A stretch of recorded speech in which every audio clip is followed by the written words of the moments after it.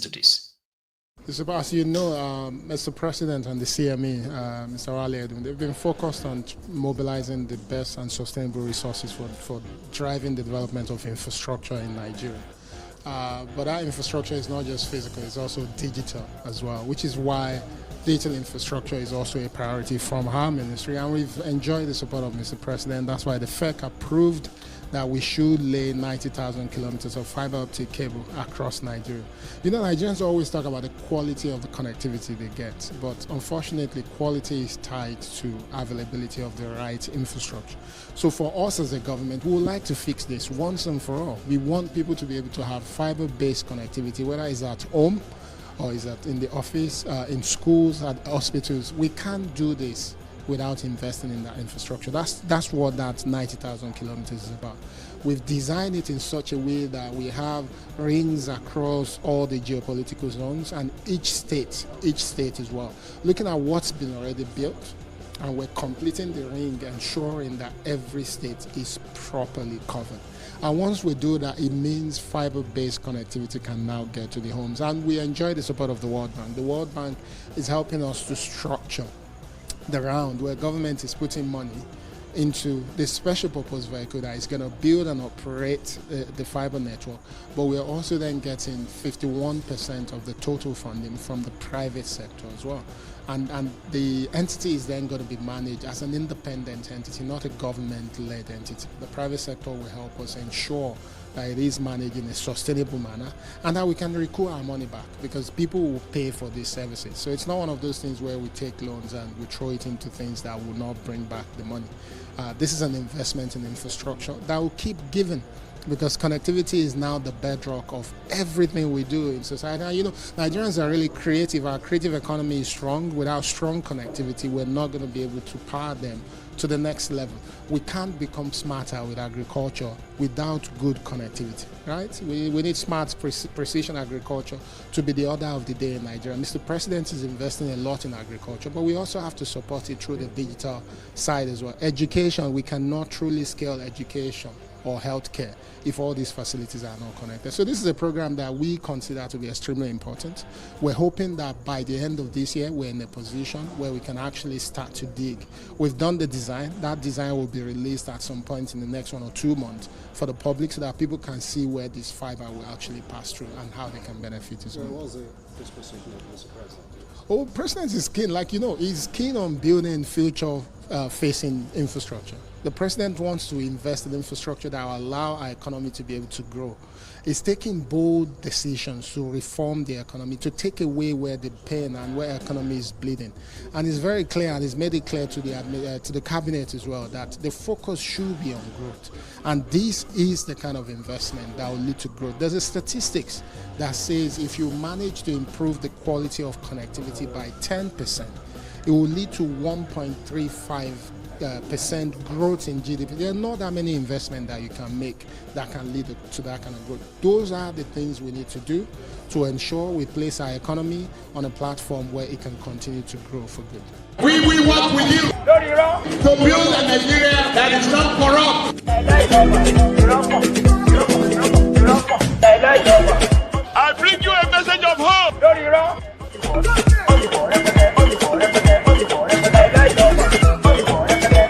We are going to spend a lot of resources on education. The last one. Can you see any correlation between the way Pastor Ruga spoke in that last clip and Bosun Tijani? And especially he has to come with accent. You know, you have to add some accent to it. You know, accent it till Badon, Ushisko. The way is happy to put Wi-Fi, free Wi-Fi on the streets as an achievement. The mofo is so happy to tell everybody that he's going to put Wi-Fi in schools. So those of you who are not in Nigeria or from Nigeria, Nigeria is a country of 200, according to the allegedly, of 227 million people. 227 and 27 million people. Yeah, take a breath. And it is a country that has been struggling to be able to at least generate successfully, consistently, generate 6,000 megawatt electricity and distribute same in 2025. Where majority of the rural areas are completely cut off. They are not even like linked to their national grid. Majority. I want to say majority, I'm like the vast majority. So they have to ration the electricity. Yeah, for demographics that they considered as those who can pay, while they also ration darkness for others who are also paying heavily for darkness in that contraption. That's how they have been running it.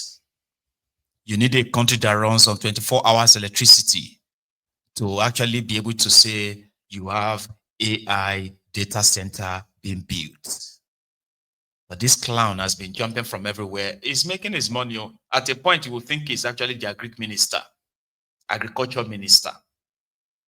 Bosun, Tijani. He has a farm in Kwara. I think he's from Kwara also, right? He has a farm in Kwara State.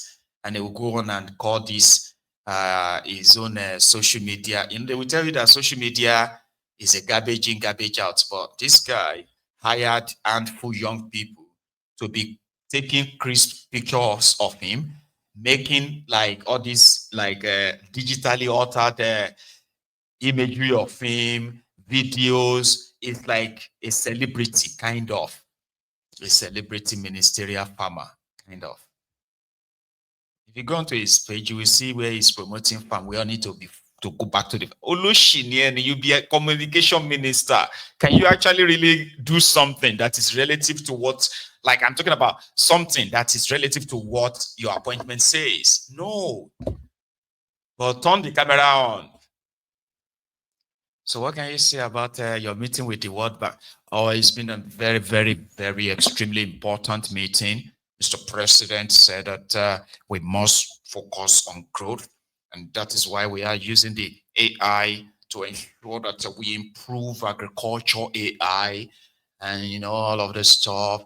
And yeah, we met with the World Bank and they're going to provide the funding. This funding is going to come from we have to kind of like give it to him, because if not,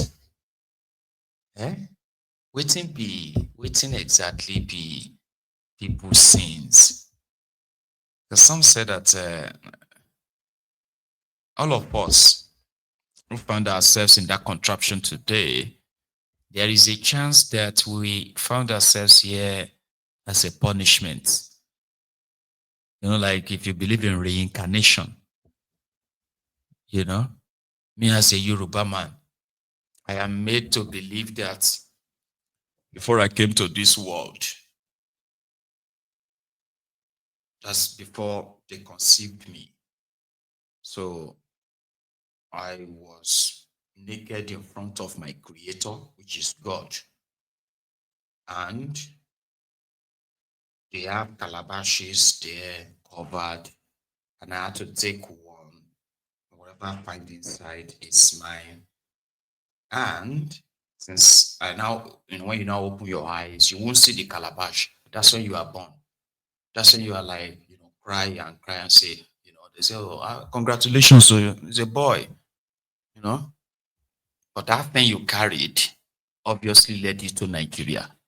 So, waiting up, go. Why did God put Nigeria as part of the options, if not be seen a punishment? Because they will say, your own better.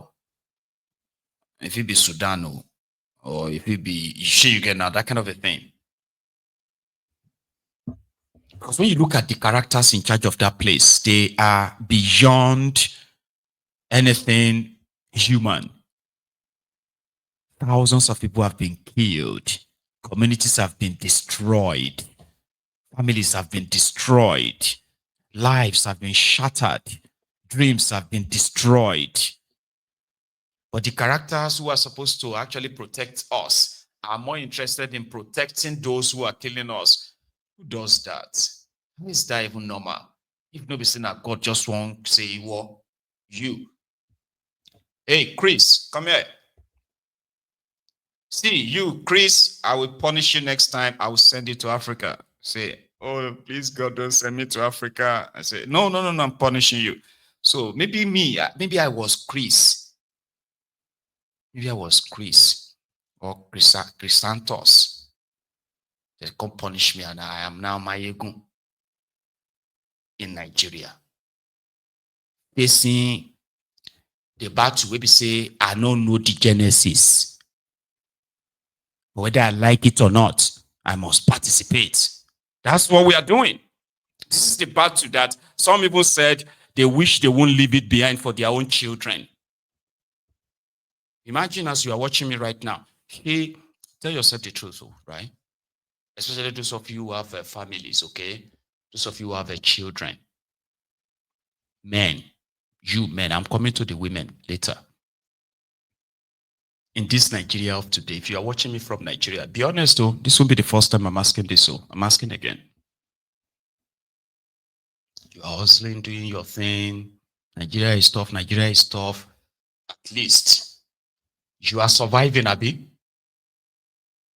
But if they ask you now, say how far, you know that you are going to be like Moko easy. If anybody asks you, say, right, you first ask them that, are you sure you want me to tell you? Kind of situation where everybody they face every day. It is, yeah? Now, my question is this. Do you think your children, your family, your children, your wife, do you think they can survive Nigeria if anything happens to you right now? Unprepared, don't know. They say, as you are watching this broadcast right now, let's say you just fall down and you die. Yeah, think about it.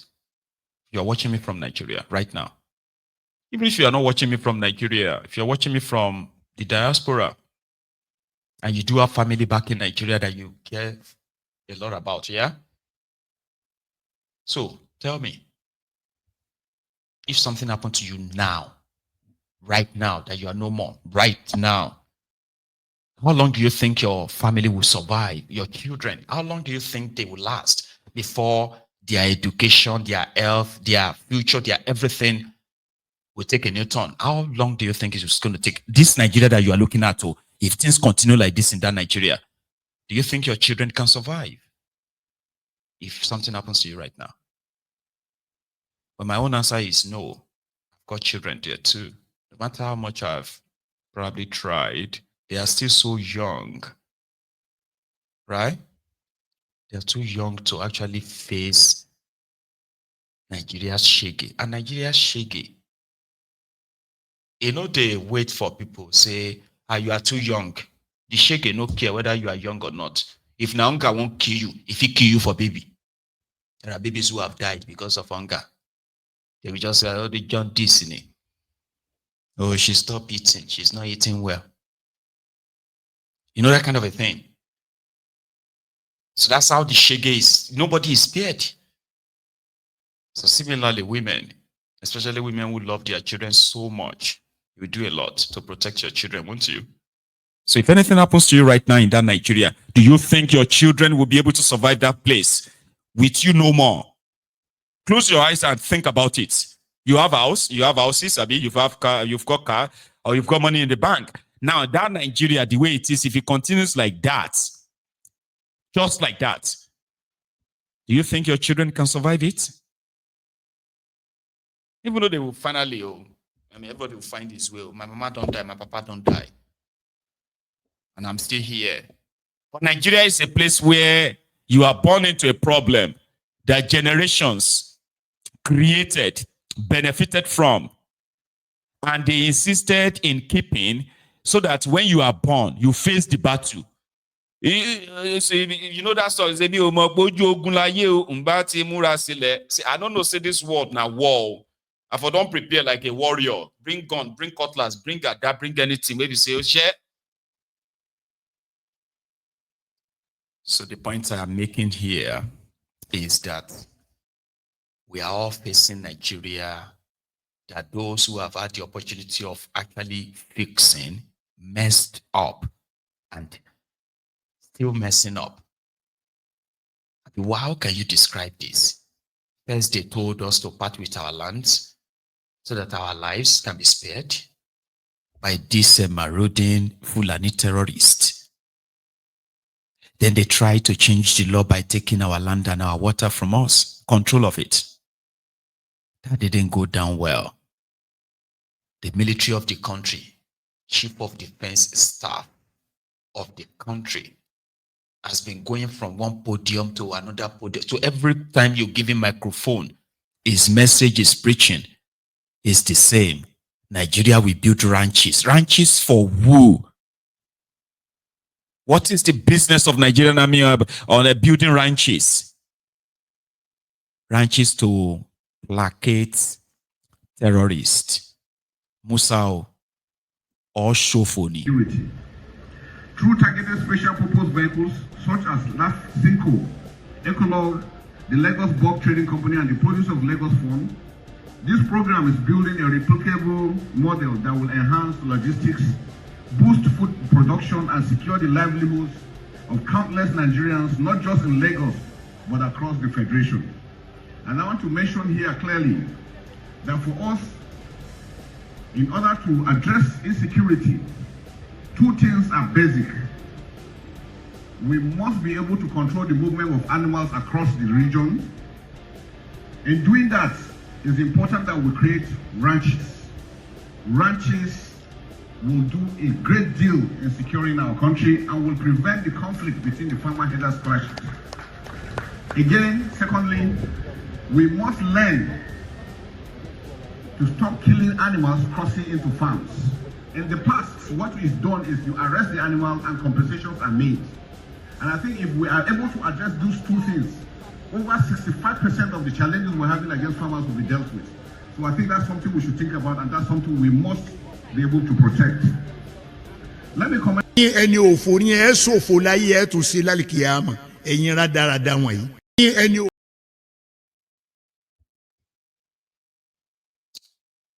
Defense chief, everywhere he goes, he's there to remind everybody that we must build ranches. We must stop killing animals because they cross into your farms. Rather, I will pay compensation and all of that stuff. Are you mad?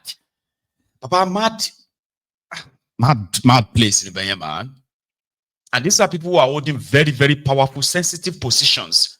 Positions that are meant to command sort of like a power, control. But no, look at these guys. That is why you are going to know that a compromised system is a dangerous system. This is why they put the lives of everybody in danger. This is why. They are using what they call non-kinetic. Social people, man. People are dying. Ransoms. See, look at this video. This is from somebody a family who just got, people who just got their family member released after they paid 25 million naira ransom. I'll check the name of the place. Yeah. This was on Friday. Last week, Friday, they got kidnapped. They paid 25 million today. They've been freed. Nobody is happy that they didn't kill them. And who are the Fulani terrorists? This was around Umulugbe, Opatu axis in Enugu. 25 million naira paid to the Fulani terrorists in Enugu last night before they released these people. They see them, they don't notice them. Okay, the woman opened this door. We dey back here, the work. Thank God, saying all of us dey back. Okay, now be safe, they walk. Now walk. Jesus. The electric fence doors like this one. Okay, you guys have to jump the electric fence.